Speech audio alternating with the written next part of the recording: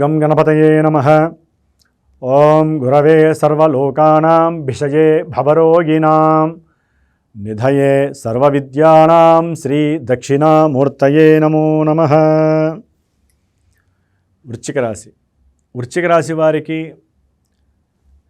మే 15వ తేదీ నుండి జూన్ 15వ తేదీ వరకు కూడా కర్మస్థానాధిపతి అయినటువంటి, ఆరోగ్య సంరక్షకుడైనటువంటి, ఉద్యోగ స్థానాధిపతి అయినటువంటి మరి సూర్య భగవానుడు సప్తమ క్షేత్రమైనటువంటి వృషభ రాశిలో సంక్రమించేటటువంటి సమయము ఈ నెల రోజులు కూడా. ఈ నెల రోజులు ఆయన ఈ వృశ్చిక రాశి వారికి 3 నక్షత్రాల్లో సంచరించేటటువంటి సమయంలో ఎన్నో రకాలైనటువంటి విశేషాలని ఇస్తూ ఉంటాడు. ఆయనతో పాటుగా మాసగ్రహాలైనటువంటి కుజుడు షష్ఠమంలో వృశ్చిక రాశి వారికి ఉండటం, బుధుడు కూడా సప్తమంలో ఈ నెలాఖరు వరకు అక్కడే ఉండటము, అట్లాగే తర్వాత అష్టమంలో తన సొంత రాశిలోకి వెళ్ళటము, అష్టమంలో ఉన్నటువంటి శుక్రుడు జూన్ 8 వరకు కూడా అక్కడ చక్కగా ఉండటము, ఆ తర్వాత భాగ్యస్థానంలోకి రావటము, గురుడు అష్టమంలోంచి జూన్ 2వ తేదీ తర్వాత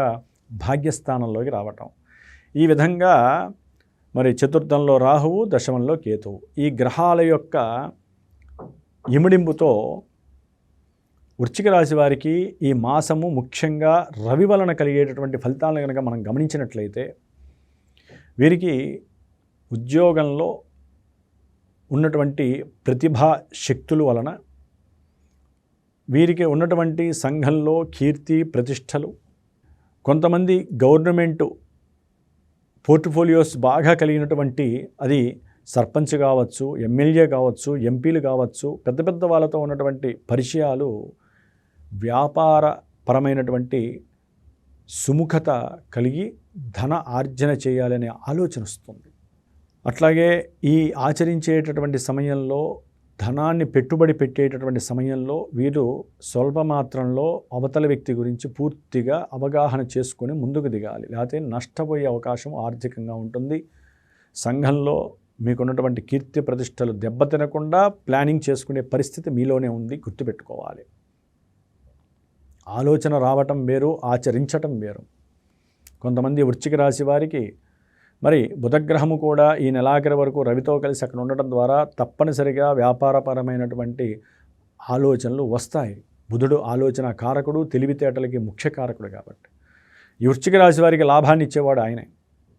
ఓకే, అకస్మాత్తుగా వ్యాపారపరమైనటువంటి ఆలోచనలు వస్తాయి, అయిన వాళ్ళ ద్వారా కావచ్చు, లేకపోతే మేనరికంతో సంబంధాలు ఉన్నటువంటి వాళ్ళు కావచ్చు, కొంతమంది పెద్ద పెద్ద పారిశ్రామికవేత్తలతో కావచ్చు, ఏదో ఒక వ్యాపారంలో వీరు నేను వెళ్ళి ఆర్థికంగా నేను ధన సంపాదన చేయాలి, నా తెలివితేటలు ఎక్కువ, నాకంటూ కొంతమంది పెద్ద పెద్ద వాళ్ళు తెలుసు, నేను వ్యాపారంలో వాళ్ళ యొక్క సహకారంతో ముందుకు వెళతాను, ఇలాంటి ఆలోచనలు ఎన్నో చేస్తారు. కొంచెం జాగ్రత్త. ఎందుకంటే గోచార సూత్రాలను బట్టి చూస్తే రవి బుధులు సప్తమంలో ఉండటం దోషం. ఇంకొకటి, రవి బుధులు ఇక్కడ ఉండటం ద్వారా వీరికి ఈ వృశ్చిక రాశి వారికి స్త్రీలైనా పురుషులైనా సరే గుర్తుపెట్టుకోండి,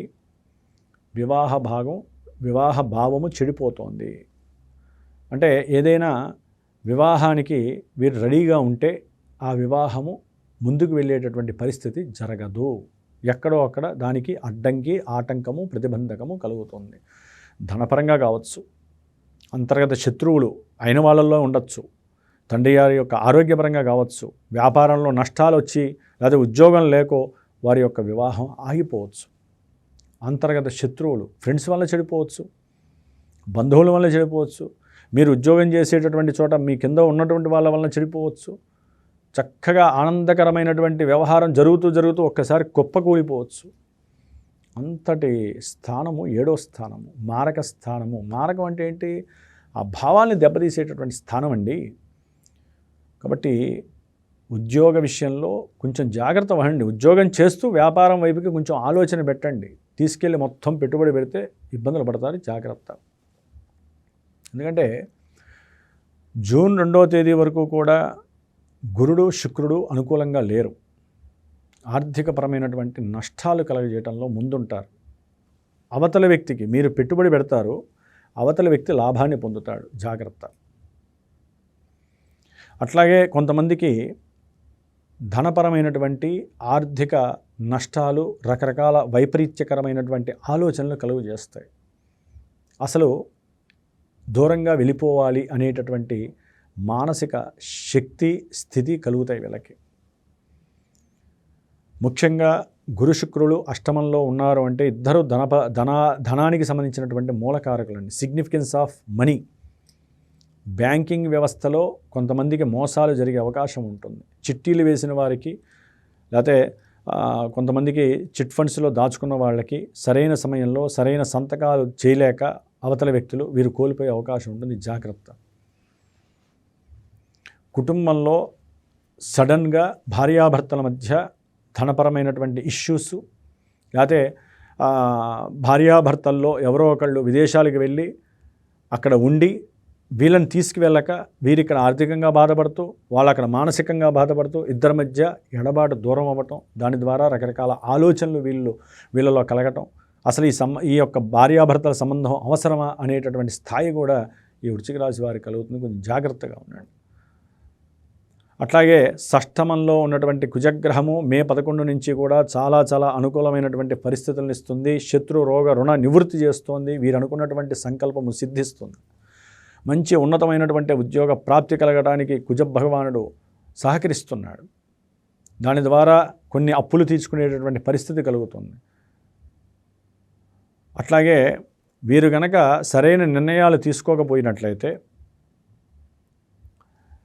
తండ్రి గారి యొక్క ఆర్జితము విషయంలో వీరు కోర్టు కేసులకి ధనాన్ని ఖర్చు పెడుతూ ఉద్యోగాన్ని నిర్లక్ష్యం చేయటం, దాని ద్వారా లేనిపోని అవమానాలు పడటము, ఇబ్బందులు ఎదురయ్యే అవకాశం ఉంటుంది. జాగ్రత్తగా ఉండండి. కుజుడు 6లో ఉన్నంత మాత్రాన గోచార సూత్రాల ప్రకారం అన్నీ మంచి జరుగుతాయని అనుకోకండి. ఆయన చూసే దృష్టిని బట్టి కూడా సమస్యలు పెరిగిపోతూ ఉంటాయి. కొంతమందికి నాలో తెలియని ఏదో అనారోగ్యం ఉందనే భయం ఎక్కువ పడుతూ ఉంటుంది. కొంతమంది నాకు రోగ నిరోధక శక్తి పెరిగిపోయిందని చెప్పే ఆ కాన్ఫిడెంట్ కూడా కొంతమందికి రోగాన్ని నివృత్తి చేసే పరిస్థితి ఉంటుంది. హాస్పిటల్కి వెళ్తారు, డాక్టర్ గారు ఏం కాదమ్మా నీ రోగం పోయింది, ఏం కాదు, తగ్గిపోతుందని చెప్పంగానే వీళ్ళలో సెల్ఫ్ కాన్ఫిడెన్స్ లెవెల్స్ పెరుగుతాయి. కాబట్టి ఈ విధంగా కుజుడు 6వ భావంలో ఉండటం ద్వారా కొంతమంది విద్యార్థులు ఉద్యోగపరంగా కావచ్చు, వ్రాతపూర్వకమైనటువంటి విషయాల పరంగా కావచ్చు, ఏదైనా సరే ఎగ్జామ్స్ రాస్తే వాటిలో కంపల్సరీ వీరికి గనక సరైనటువంటి స్థితి గనక నమ్మకం ఉన్నట్లయితే కంపల్సరీ అవన్నీ కూడా వీరికి యోగాన్ని ఫలింపజేస్తాయి. పంచమంలో ఉన్నటువంటి శని భగవానుడు వీరు ఏదైనా పెట్టుబడుల రూపకంగా షేర్స్లో కానీ స్టాక్లో కానీ డబ్బులు పెట్టుంటే, లేకపోతే ఉద్యోగరీత్యా ఈయన యొక్క దృష్టి 5లో ఉండి పడడం ద్వారా కొంతమందికి ఉద్యోగాల్లో ఫెయిల్ అయ్యే అవకాశం, ఉద్యోగాల్లోంచి తొలగించే అవకాశం ఉంటుంది. రవి మీద పాపపు దృష్టి పడడం వలన, శని దృష్టి. అట్లాగే వ్యాపారంలో ఆకస్మికంగా స్నేహితుల ద్వారా నష్టము కలగటము, వారి మధ్య ఉన్నటువంటి అవినాభావన సంబంధం తొలగిపోవటం, పూర్తిగా శత్రువులు అవటం. కొంతమందికి సంతానం కలుగుతుంది అనుకోగానే ఆ సంతాన ఇబ్బందులు ఎదురై జూన్ 2 తర్వాత సంతాన ప్రాప్తి కలగడానికి ఎక్కువ అవకాశాలు ఉన్నాయి. అసలు జూన్ 2 తర్వాత వృశ్చిక రాశి వారికి గృహయోగము, వాహన యోగము, ధనలాభము, సంతాన యోగము, వివాహ యోగము, అనుకున్న ప్రతి కార్యక్రమంలో సంకల్పంలో సిద్ధి కలగటము. అసలు గురుడి యొక్క దృష్టి రాశి మీద పడుతుంటే ఇంక తిరిగే ఉందండి. చక్కటి అనుకూలమైనటువంటి పరిస్థితి. శుక్రుడు కూడా వచ్చిన తర్వాత జూన్ నెలలో ఇంకా వీరికి ఇబ్బందులు లేవు అనేటటువంటి స్థితికి వస్తారు. రావాల్సిన బాకీలు వస్తాయి, ఆగిపోయిన గృహాలు నిర్మితమవుతాయి, మంచి భూలాభము కలుగుతుంది. అట్లాగే సువర్ణ ఆభరణాదులు, రజిత ఆభరణాదులు పెరుగుతాయి, ఇంట్లో కావలసినటువంటి వస్తు సామాగ్రి కొంటారు, చక్కటి సౌఖ్యాన్ని కోరుకుంటారు. అనుకున్న సౌఖ్యాదులు యందు వీరు మనసు పెడితే కనుక చక్కటి యోగం కలుగుతోంది. కొంతమంది విద్యార్థులకు వృశ్చిక రాశి వారికి రాహు చతుర్థంలో ఉండడం ద్వారా మరి విద్య యందు ఆటంకాలు, ప్రతిబంధకాలు కొన్ని సూచనాప్రాయంగా కనిపిస్తున్నాయి. జాగ్రత్తగా ఉండాలి. రాహు యొక్క దోషము విద్యార్థులకి పోవాలంటే సరస్వతీ మాత యొక్క అనుగ్రహాన్ని పొంది సరస్వతి 12 నామాలు నిత్యము పఠించండి. మేధాసూక్త జపాన్ని, కొంతమంది చదువులో వెనకబడిపోయినా, చదువు యందు ఆసక్తి పోయి లేనిపోని పిచ్చి ఆలోచనలతో దుర్వ్యసనాలు పడుతున్నా తప్పకుండా రాహుగ్రహ జపము, శనిగ్రహ జపము చేయించండి. వారిరువురికి దానాలు ఇప్పించండి. రాహుకి సంబంధించినటువంటి పాశుపత హోమాన్ని, మేధాసూక్త హోమాన్ని చేయించండి. తప్పనిసరిగా వారి యొక్క మేధస్సు వృద్ధి చెందుతుంది. వృశ్చిక రాశి వారికి 10లో ఉన్నటువంటి కేతువు ఉద్యోగ అవకాశాలు ఇస్తాడు, సంఘంలో కీర్తి ప్రతిష్టలు పెంచడానికి సహకరిస్తాడు. కానీ ఆ స్థానాధిపతి సరిగ్గా లేకపోవడం వల్ల ఇబ్బందులు ఎదురే అవకాశం ఉంటుంది. కాబట్టి ఇవన్నీ కూడా గోచారంలో ఫలితాలు కొంతమందికి మాత్రమే కలుగుతాయి. ఎందుకంటే వృశ్చిక రాశిలో ఉన్నటువంటి విశాఖ నక్షత్రము, అనురాధ నక్షత్రము, జ్యేష్ఠ నక్షత్రము, ఈ 3 నక్షత్ర జాతకులకి, వృశ్చిక రాశి వారికి అన్నీ ఇవే జరగవు. ఎందుకంటే అండి, ఏ మనిషి అయినా సరే జన్మించినప్పుడు వారికంటూ ఒక జన్మ తేదీ ఉంటుంది. Date of birth, time, place ఉంటాయి. దాన్ని బట్టి వారికి ఒక లగ్నము ఆపాదింపబడుతుంది. లగ్నం నుంచి దశలు అంతర్దశలు ఇప్పుడు ఏం జరుగుతున్నాయి, ఆ దశలు అంతర్దశలు అనుకూలమైనవి అనుకోండి, ఒక వివాహానికి సంబంధించిందో, సంతానానికి సంబంధించిందో, ఉద్యోగానికి సంబంధించిందో అవే తెలియజేస్తాయి. గోచారంలో ఉన్నంత మాత్రాన ఇవన్నీ ఇచ్చేవండి.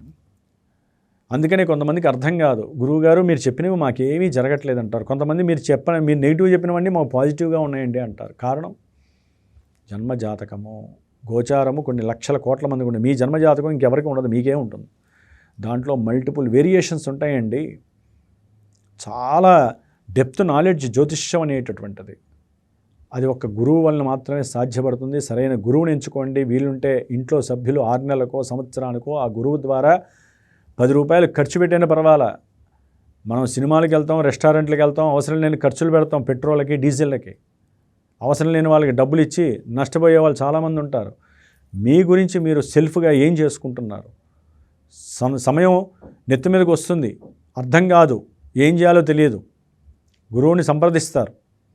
కానీ గురువు చెప్పినటువంటి ఆ దోషాలని మాత్రం మా వల్ల కాదు, మాకు డబ్బులు లేవు. రెస్టారెంట్కి వెళ్తే వాడు 10,000 అయినా ఖర్చు ఇచ్చేయాల్సిందే. కానీ మీ గురించి మీరు ఏదైనా అభిషేకం చేసుకోండమ్మా, హోమం చేసుకోండమ్మా అని ఏదైనా గురువు చెబితే మటుకు ససేమిరా మనసు ఒప్పుకోదు. మా డబ్బులు మా దగ్గర ఉండాలంటే మా దోషాలు మా దగ్గరే ఉండాలి, పోవటానికి వీల్లేదు.